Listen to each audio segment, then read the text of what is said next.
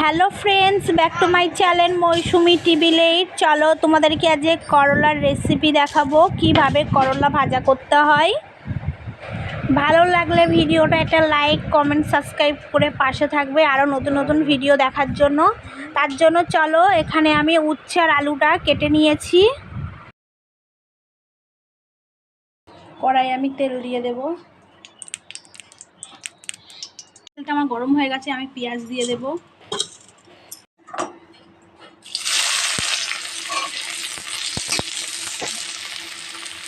পেঁয়াজটা আমার একটা ভাজা ভাজা হয়ে এসছে। আগে থেকে উচ্ছে আর আলুটা ধুয়ে আমি রেখেছিলাম, সেটা আমি দিয়ে দেব। লবণ আর হলুদ দিয়ে দেব, দিয়ে ভালো করে আবার একটু নেড়ে দেব। অনেক রকমভাবে করলা ভাজা খাও, এইভাবে করলা ভেজে খেয়ে দেখবে, ছোটো থেকে বড়রা সবাই খুব ভালো পছন্দ করবে। আমি এবার বাসন ঢাকা দিয়ে দেব। বাসনটা সরিয়ে আমি আবার একটু নেড়ে দেব। ছোট থেকে বড়রা সবাই খুব ভালো পছন্দ করে।